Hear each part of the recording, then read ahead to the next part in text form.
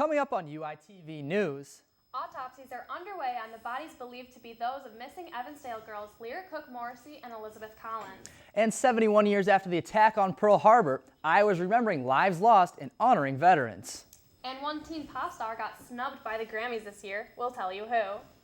All this and more coming your way next. UITV News starts right now.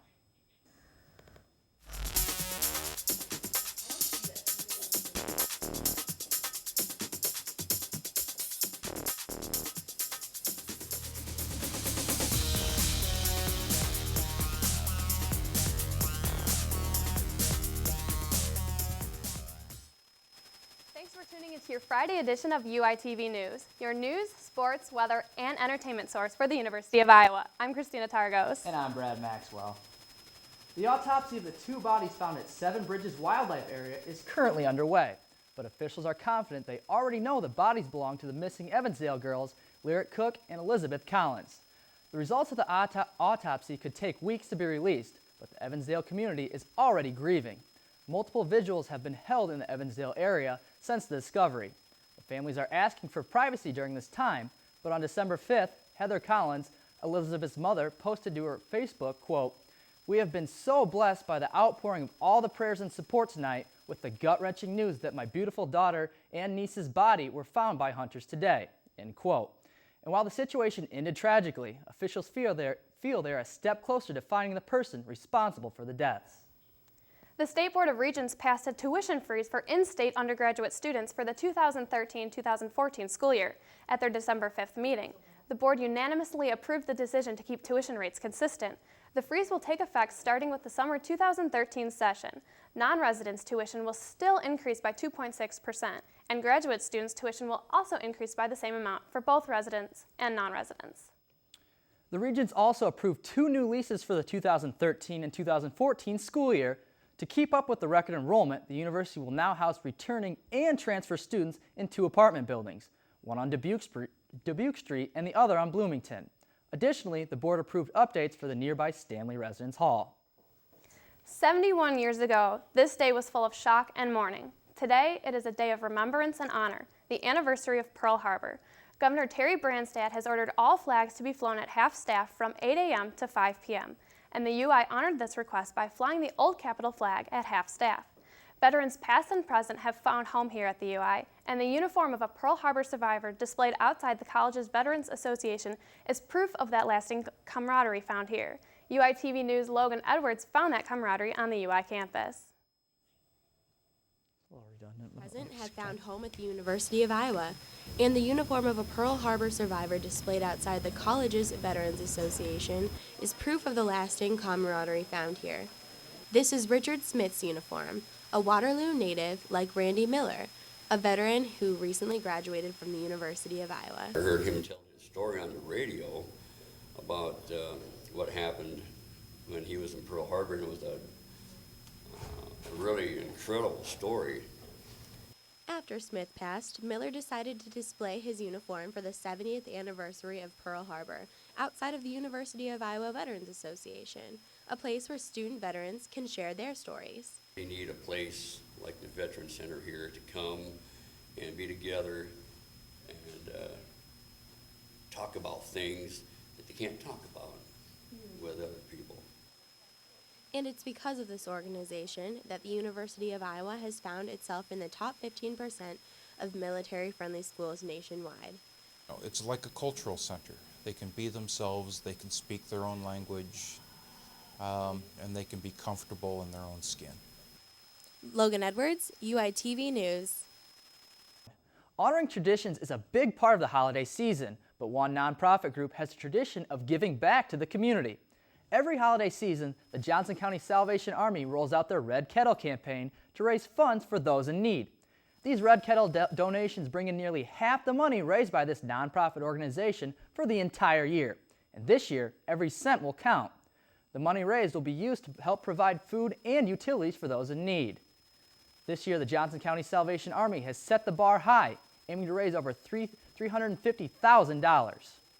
We're hoping to reach that goal, hoping to succeed, go over that goal. It'd be wonderful to do that.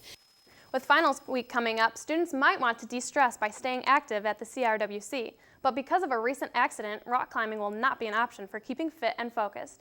UITV reporter Rebecca Hager has some tips for staying safe on the rock wall.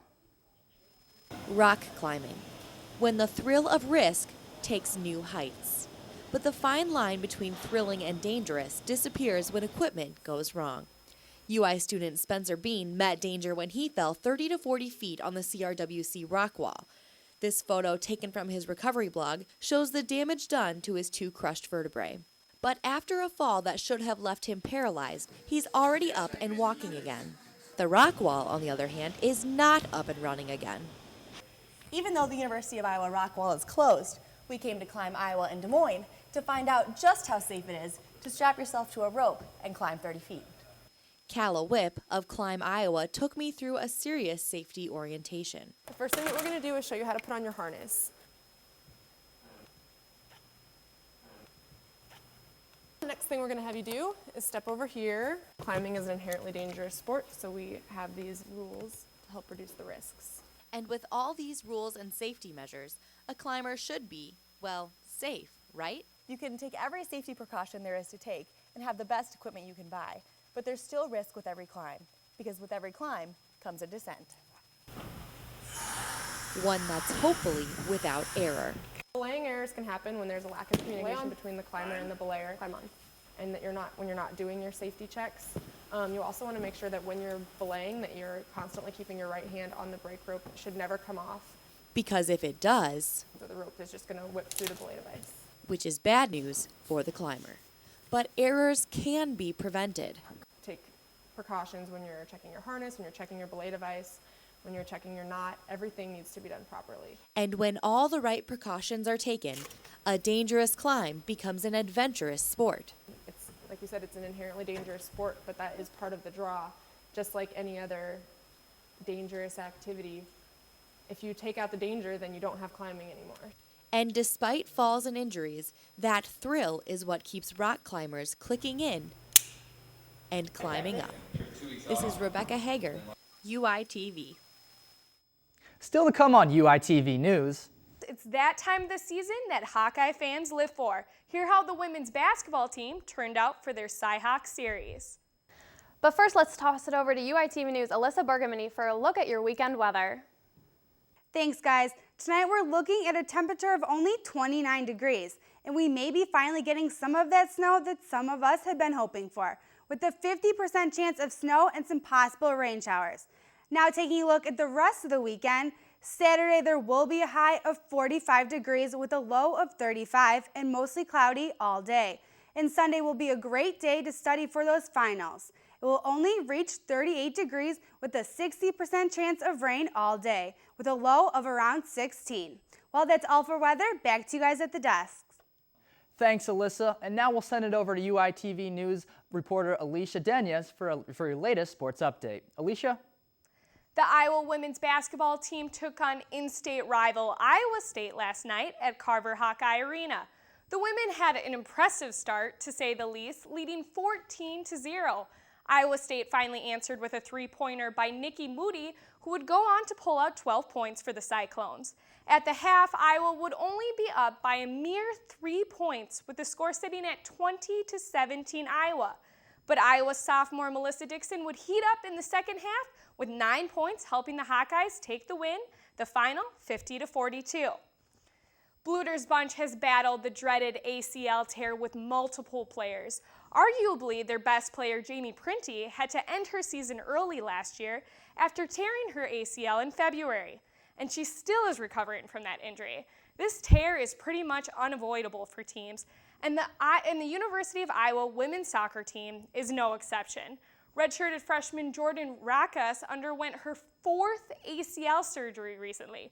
Reporter Dana Darlimple reports on her road to recovery. ACL injuries are unfortunately becoming increasingly common among athletes, and Jordan Rakas, a sophomore and member of the University of Iowa women's soccer team, knows it all too well. The 19-year-old student athlete hasn't completed a full season of soccer since she was 14 years old. 2 weeks ago, she underwent her 4th ACL surgery after injuring her ACL and meniscus earlier in the season. The ACL, or anterior cruciate ligament, is located here, between the femur and the tibia, and studies show that female athletes are up to 5 times more likely of tearing their ACL than male athletes. This commonality was ever present for the University of Iowa women's soccer team this past season, with 2 recorded season-ending ACL injuries. Men are generally stronger than women, and women don't generally do as much strengthening. So that's like one thing that we work on here is like ACL prevention stuff with the strength and conditioning coaches, so to try and help prevent that. And with 4 ACL injuries, Jordan is a statistic all on her own. You have to like start from square one and get back up to where you were, and it can be exhausting. Like you just get really down on yourself sometimes. So it's really important just to stay positive, but that's really hard. A typical ACL recovery time is 6 to 9 months. Until then, Jordan is once again committed to working hard at an old familiar routine. Dana Dalrymple, UITV News.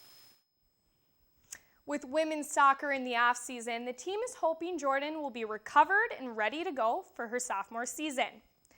Well, hopefully Fran McCaffrey's team can steer clear of any injuries because the Cy-Hawk series continues tonight with the Iowa men's basketball at Carver Hawkeye Arena. It will be a great matchup with the Hawkeyes sitting at 7 wins and 2 losses, and the Cyclones 6-2. Last matchup, State walked away with the victory, winning 86-76, but with 5 new freshmen on the Hawks roster getting significant playing time, it's an entirely different ballgame this season. That does it for sports tonight. Back to you guys at the desk. Thanks, Alicia. Well, it's that time of year again, and Grammy nominees have been announced. UITV E-News correspondent Kendall McCabe has the scoop on which stars were nominated and which stars weren't. Grammy nominees were announced this week. This year's nominees for Best Artist include a pop group led by an Iowa City native, Fun, R&B crooner Frank Ocean, folk outfit The Lumineers, rock group Alabama Shakes, and country singer Hunter Hayes. Fun and Frank Ocean tied for the most nominations, along with big names like Jay-Z, Kanye West, Mumford & Sons, and the Black Keys' Dan Auerbach. Each received 6 nods total. There was also one notable omission from the list of nominees, dreamy teen Justin Bieber. And college students, take note. 2 2006 grads from the University of Michigan already have a hit on their hands. A Christmas Story, the musical, debuted on Broadway a few days ago to much fanfare.